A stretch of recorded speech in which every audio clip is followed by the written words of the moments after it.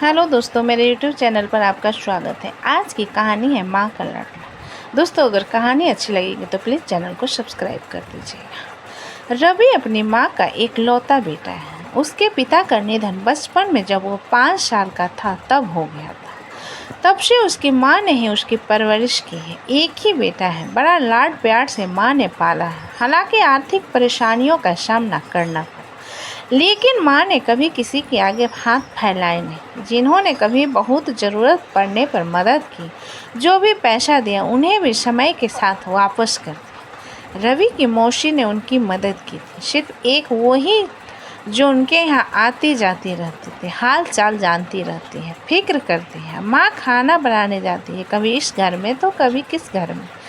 आज रवि 22 साल का हो गया और माँ को काम करते करते 17 साल हो गए हैं। ऊपर वाले की कृपा रही है कि इस दौरान उनकी गाड़ी चलती रही।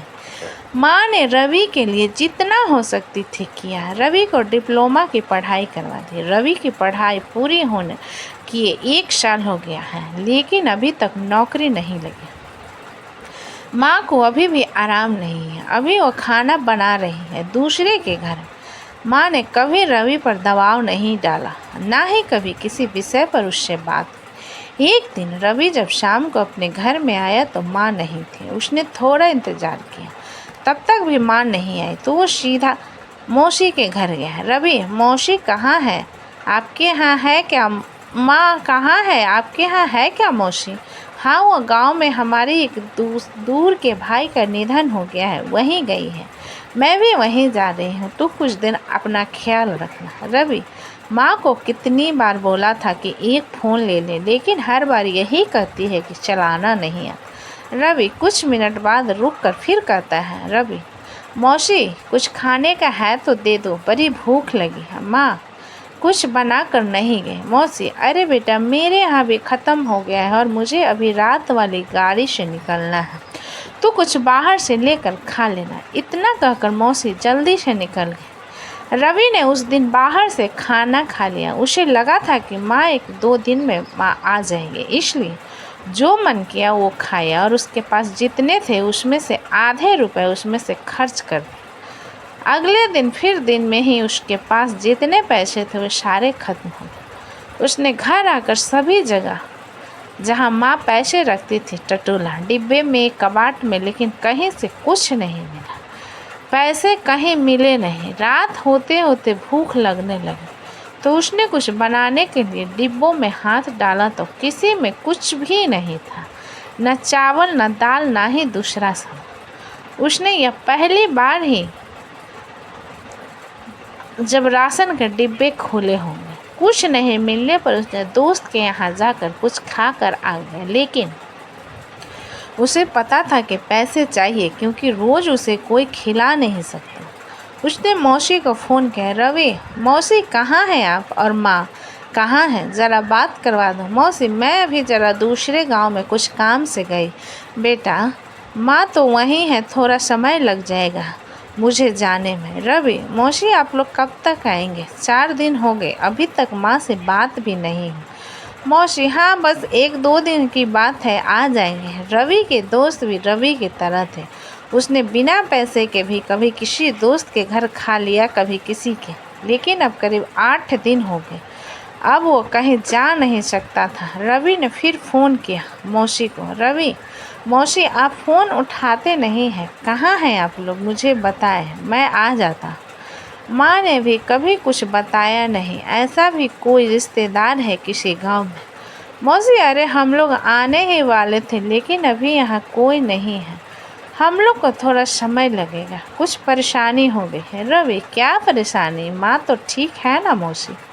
माँ ठीक है। रवि, तो आप मेरी बात क्यों नहीं कराते? मौसी, करवाती हूँ मैं, अब मैं पक्का करवाती हूँ, समय मिलने। रवि, मौसी मेरे पास खाने का कुछ बचा नहीं है, पैसे भी नहीं, कल शाम से कुछ खाया नहीं है। आप पैसे थोड़े किसी को देने को कहो, माँ से बोलो। मौसी, अच्छा तो तू एक काम कर, फ़ोन में कैंटरिंग वाले भैया का नंबर है, उनसे बात कर ले, माँ का नाम ले लेना। रवि ने फ़ोन रखते ही कैंटरिंग वाले भैया को फ़ोन किया। उन्होंने कहा कि उनसे आकर मिले। रवि बुलाई गई जगह पर गया। वहां जाकर देखा तो छोटे ट्रक में सामान लोड हो रहा। रवि ने जाकर कैटरिंग वाले भैया से बात की। रवि, वो मैंने फ़ोन किया था आपको पैसे के लिए। भैया, पैसे मिलेंगे। तुमको क्या आता है? खाना बनाने आता है? रवि, नहीं, मैं काम के लिए उधार लेने आया हूँ।